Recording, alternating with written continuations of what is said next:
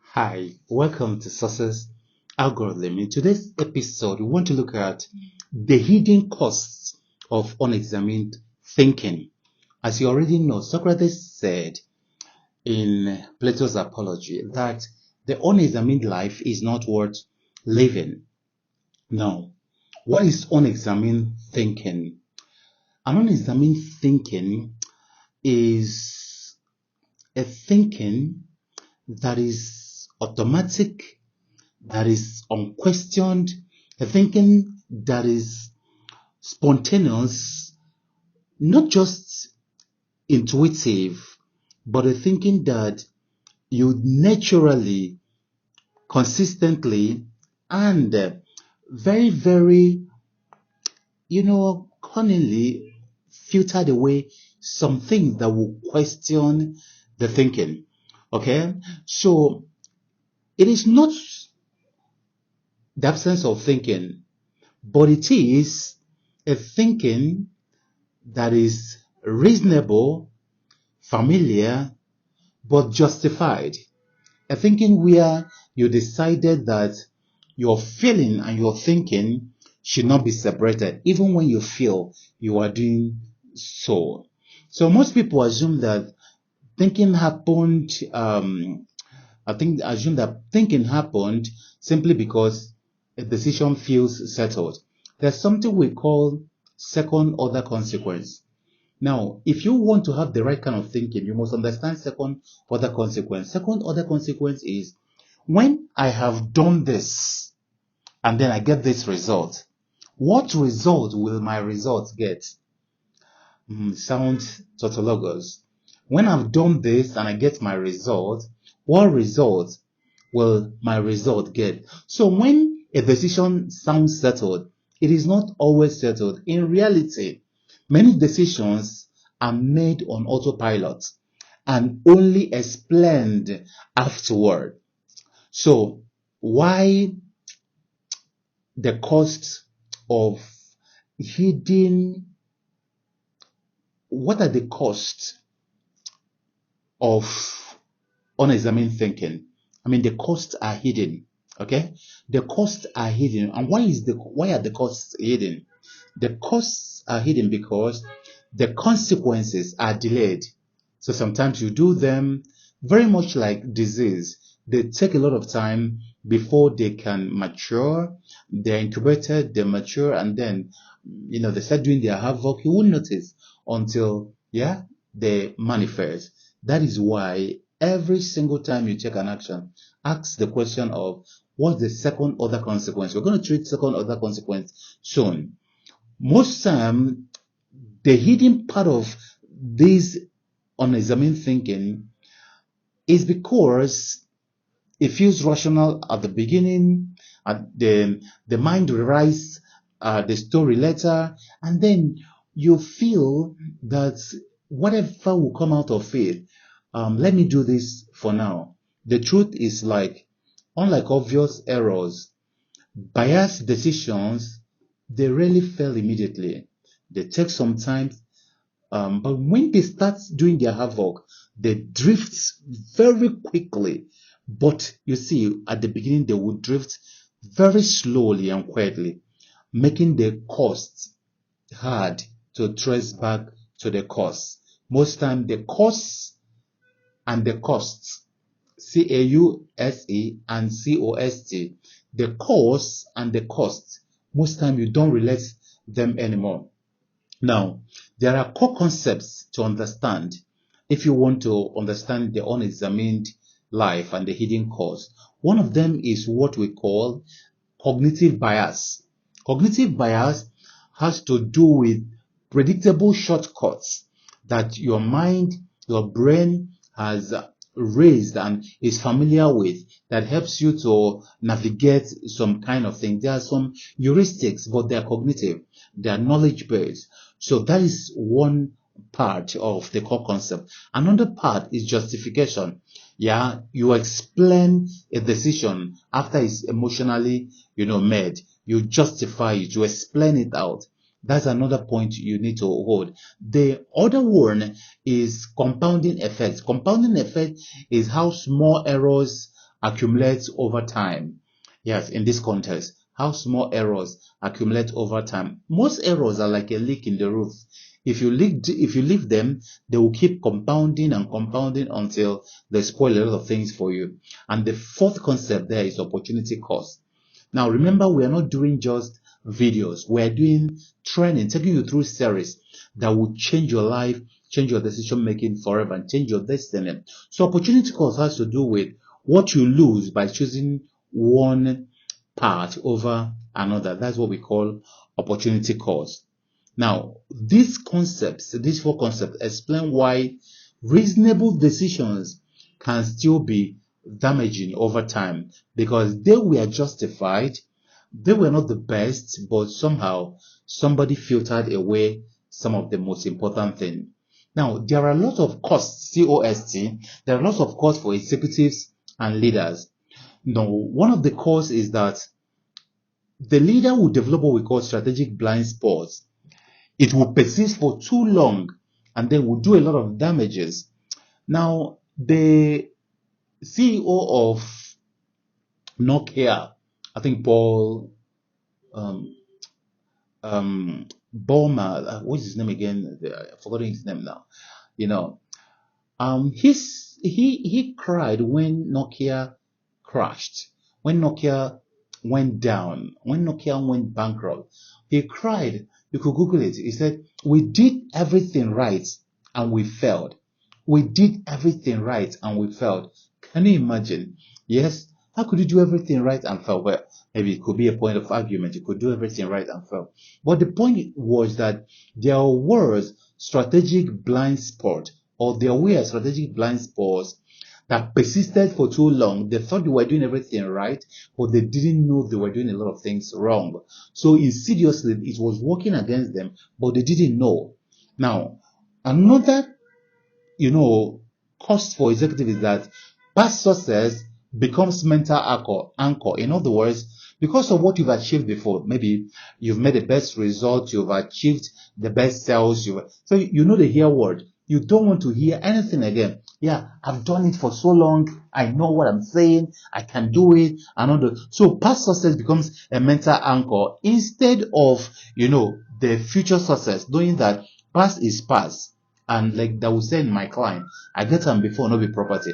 What is past has passed. What is now is what is in vogue is what is before you, and that is what you should concentrate on. Now, because of this, dissent is filtered out emotionally, and dissent becomes something like an attack. Anybody who says, "No, we can do it another way," and you feel the person is attacking you, and all those. The point is, every decision that didn't go through a point, or rather the crucible of dissent, will always have blind spots. So always allow the black heart to actually ask questions. The next thing about cost for executive is that decisions are defended instead of reviewed. Decisions it's like you are fighting war. Everybody who is against it is like fighting against you. At executive level, unexamined thinking doesn't just affect one person. You must know they will affect a lot of people. It scales across teams, it scales across policies, it scales across institutions, it scales across effects, it touches other departments. That is why you must understand the power of the hidden cost of a lot of unexamined thinking we do. So there's what we call what we call the costs of unexamined thinking for entrepreneurs and founders of organizations. Now, some of them include staying too long with failing ideas. An idea is failing, but you see, you are doing what? You are insisting that this idea, must succeed by force. Because of some cost effect, we'll still talk about all this. You stay, relationships are failing, you stay there, you say, oh, quitters never win and winners never quit. It's not always true. You need to sit down, dispassionately, unemotionally examine this thing. You'll be able to find out where the issues are. So you are not going to stay too long sinking more cost into failing ideas. Like we say in our climb, don't keep reinforcing failure. If you keep reinforcing failure, resources are going down the drain and they are doing no cost. Come to our climb, you will see a lot of refineries that are not working, a lot of steel companies that are not working, and government is still paying salaries on them, still maintaining them, and all that. Same in our individual lives. Some businesses are not more giving profit for the past 12 months, for the past 24 months, and all those. Yeah, you've not sat down to say, this line of product, should we deal away with it? Or is it solving any problem? Is it bringing people that come to buy something that make us make gain? You need to sit down and think about all those.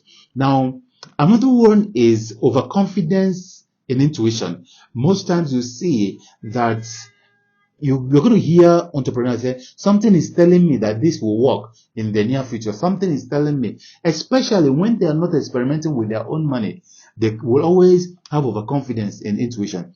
Intuition is very, very powerful. In entrepreneurship, we call it entrepreneurial guts. Somehow you know that something will work. Yeah, there are sometimes people owe me money. Maybe I bought property and then it goes into litigation or goes into a problem, or the person wants us to start going to, police and all this. And I just tell my wife, tell my kids that this thing will solve itself. Just allow this. After 1 or 2 years, the person will call and say, I'm sorry, come and take your property and all those kinds of things. Yeah. So our gut is very important. So I'm not discarding it. But overconfidence in intuition and in your gut without,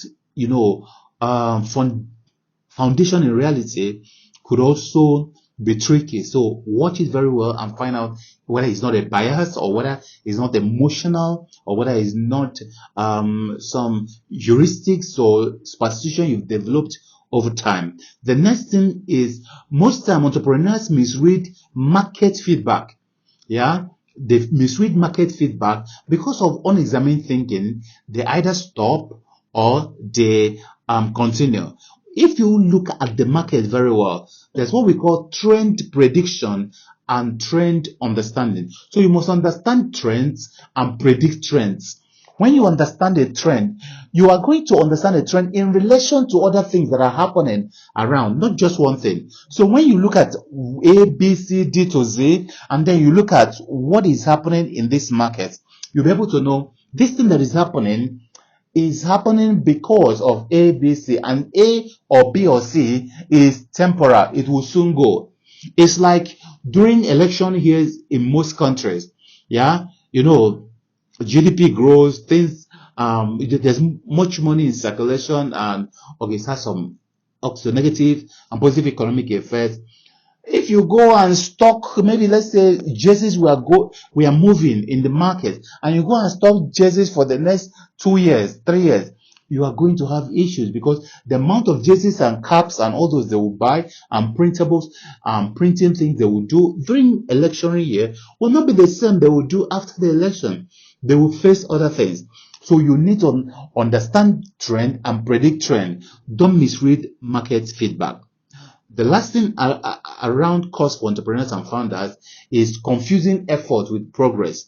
So most time you are putting in effort, you are showing up, you are doing your thing, maybe you are doing videos, you are putting out there, you are not asking yourself. You could even have your audience growing, but you're not asking yourself, what's the worth of this? Well, this ladder I put here and I'm climbing, when I get to the top, where am I getting to? Yes, you need to ask that question. As a university academic, I sat down several years. I kept asking myself, when I get to the end of my work as a university academic, will I be happy?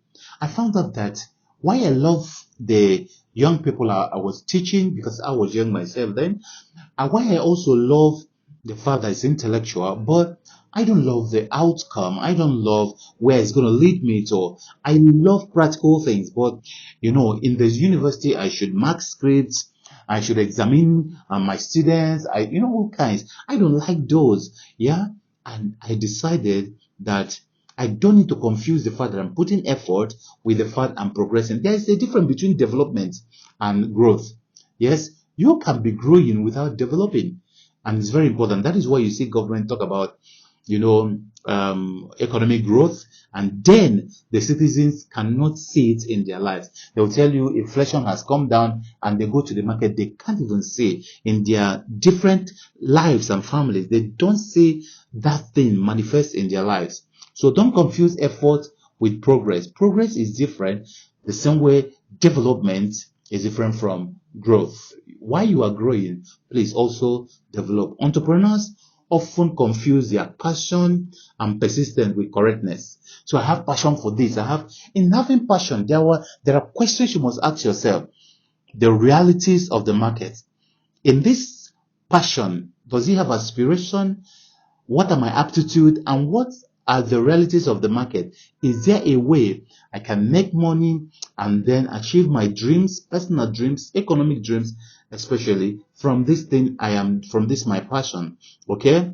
Now, if you don't differentiate between passion and persistence and correctness, if you don't differentiate that, you will always delay necessary course correction. Course correction is that you are going this way and you find out that where you are going will not lead to the right way. You start doing what? Changing your course until you join the road that you should join. So it's very important we understand that. The next thing is, what are the costs of unexamined life for individuals in their careers and in their lives? One of the first thing is the individuals will remain in misaligned roles. I told you about being a lecturer. Yeah, I wanted to teach, but I didn't want to teach and mark scripts. I don't like it. I don't think people's intellect should be examined. I don't feel like that. Yeah, while we can say, okay, you did wrong or you didn't do well, but I also feel that, allow people to develop along their path. So remaining in misaligned roles means that maybe you're getting enough money from that and you're going to continue in that, not because it's leading you to where you are going, but because it's solving your problem. Now, rationalizing unhealthy relationships. Most times we're in an unhealthy relationship, we are rationalizing it because we don't want to get out. We are putting a lot of things. We love the person. She's beautiful, or he's handsome, or it's a lot, or because of what family members will say. Okay, so you need to be careful. Repeating the same pattern with different labels. You are repeating the same thing, but you are calling them different names. Yeah, you must understand that. Then the next thing is mistaking comfort for safety. Most times you don't want to go out and do something new, learn something new. What you want to stay within the power and capacity of that your destiny. So that place you are. So you are in your comfort zone. Personal decisions feel private, but their cumulative cost, most times, they show up as regret, stagnation, and burnout. So, why intelligence doesn't fix this problem is because intelligence most time improves explanation. Get it right. Intelligence most times improves explanation, but intelligence does not improve detection. So a lot of people are intelligent, they can explain away anything they want to explain away. But see, in real life, what you explain away will not stop the results you will get. So always know that the greater your intelligence, the more you are able to explain, and the more you may not be able to detect your blind spots, your mistakes, the more you think you know. Now, most times the language we also use, language makes bias harder to see because you have the right logic. You're going to say things in such a way that the biases are hidden. You must understand. That's why most times intelligence doesn't fix, biases. It doesn't fix unexamined life. Another thing you must know is that smart people, they defend things better. Now, they defend things better doesn't mean that they think things better. You see, most times your ability to know that you don't know becomes the beginning of wisdom. In fact, Socrates, we quoted at the beginning, said that knowing that you don't know makes you wiser. So, smart people defend things better. It doesn't mean that they necessarily think better. High cognitive ability can mask, it can mask, biases by producing elegant justifications, by producing elegant reasonings and logic that reduce self-doubt. And then you say, yeah, I could have explained it, this way and it is wrong. And a lot of people will follow you. But you see, as you wind down on this, I want to give you a sure way to be able to do better. Now, that is, what are the early warning signs of unexamined thinking? What are the early warning signs of unexamined thinking? Number one is that, I'm going to give you a few. Number one is that strong certainty without curiosity is an early warning sign. When you are certain immediately that this will work, and no curiosity to ask what of this side, what everything looks nice for you, it is a very important sign, an early warning sign that something could be wrong. Now, another early warning sign, the second one, is that when questioning becomes irritative.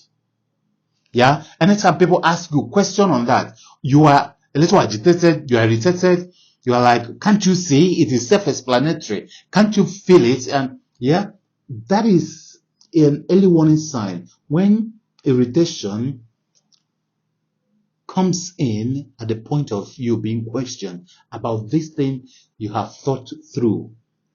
Now, repeating familiar explanations.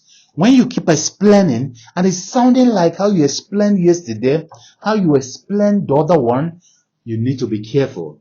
When you are repeating familiar explanations, you need to be very careful because it is coming from justification from what you already have inside of you.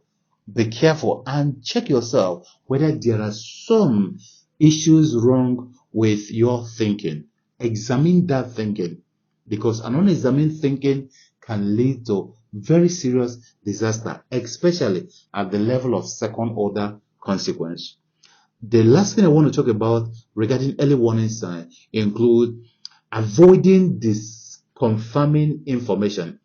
Every information, every worldview that will disconfirm, that will not corroborate what you are saying, you avoid it.